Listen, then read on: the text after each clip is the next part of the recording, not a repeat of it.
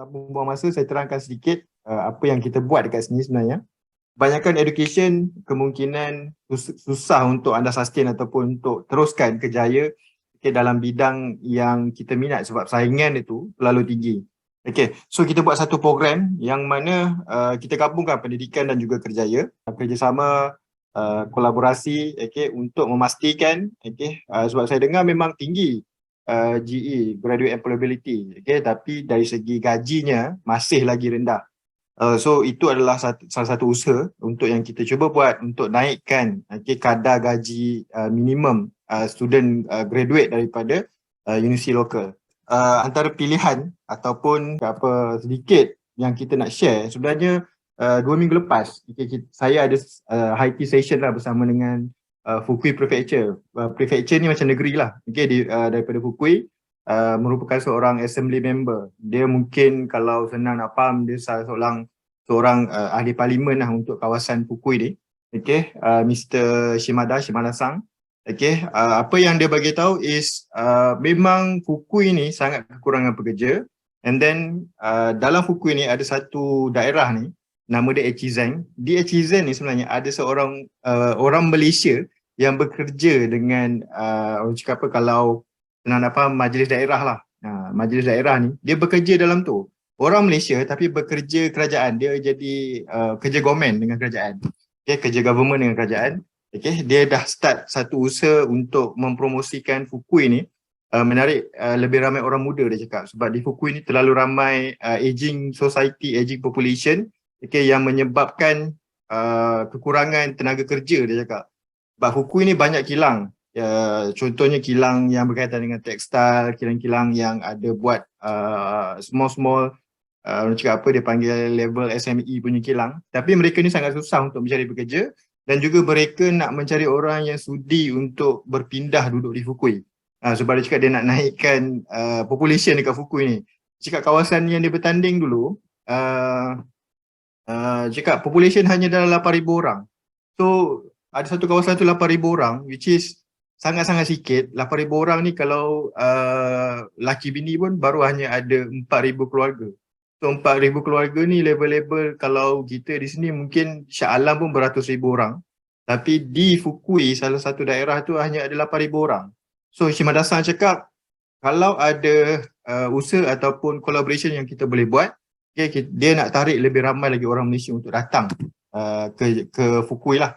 So ini adalah high tea session yang bersama, dan insyaAllah bulan 4 atau bulan 3 tahun depan dia akan datang lagi dengan membawa delegasi yang lebih ramai untuk fokuskan ataupun untuk discusskan secara mendalam usaha yang boleh dibuat untuk membawa lebih ramai Malaysia ni untuk bekerja di sana.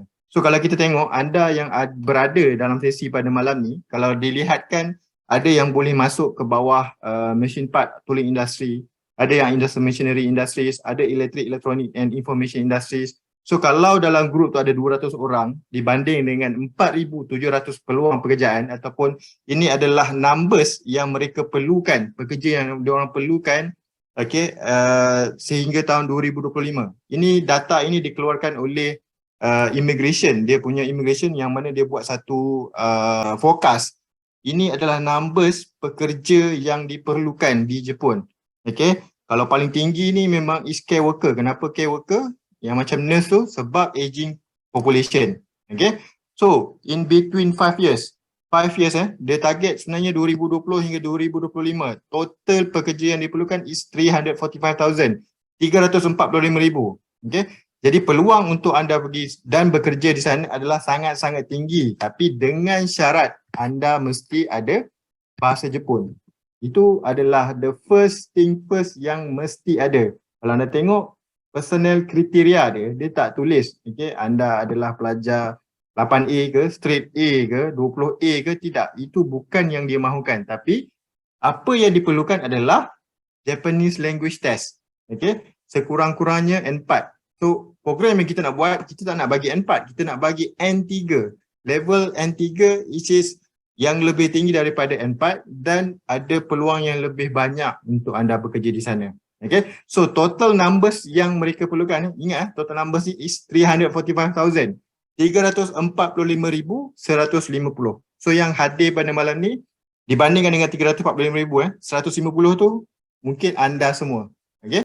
So, apa yang anda boleh buat selepas anda ada bahasa Jepun? Okay? Yang mana saya terangkan sebelum ni, anda ada peluang untuk sambung belajar. Okay? Anda boleh pergi untuk sambung belajar, sama ada untuk belajar bahasa saja ataupun untuk sambung ke level yang lebih tinggi, nak masuk college ke, nak masuk universiti ke, ada peluang dan juga ada caranya. Okay?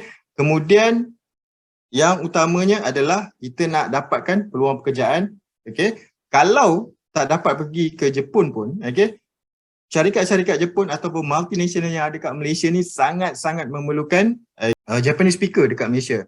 Okay? Sebenarnya baru petang tadi, pukul 4 tadi, saya dapat kunjungan daripada salah seorang managing director daripada recruitment agency, Career Medi, datang ke office.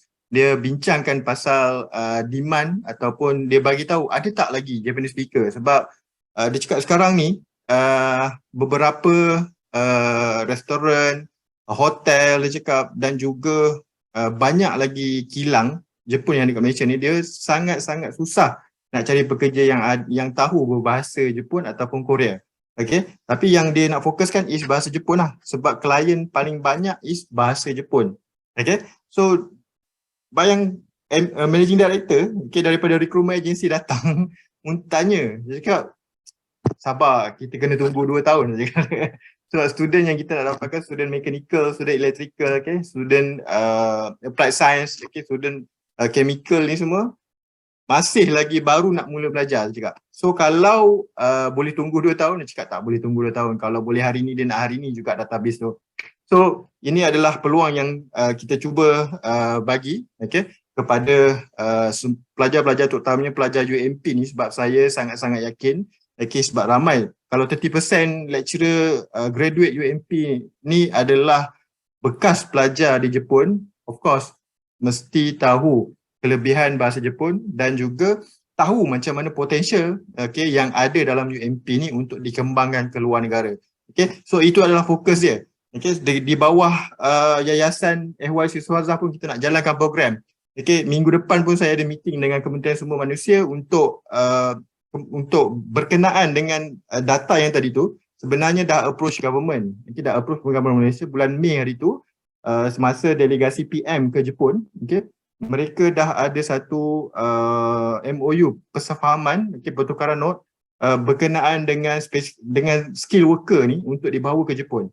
Okay, so ini adalah peluang untuk anda rebut pergi ke Jepun. Okay, so sebab masa saya dulu saya tak ada this kind of opportunity. Okay, saya pun tak tahu Jepun tu macam mana sebab saya tak pernah belajar, dan juga saya start dengan zero, dan saya yakin lebih ramai orang boleh belajar andai kata memang betul-betul nak. So hari ni saya bawakan 2 orang sensei khas. Okay, saya jemput khas daripada Dream Language Academy untuk terangkan perjalanan kelas kita untuk tempoh 2 tahun. Okay, kita target dalam masa 2 tahun untuk anda capai N3. Okay, adakah ini mustahil? Tidak. Sebenarnya program ni saya dah buat tahun 2020. Okay, di sini.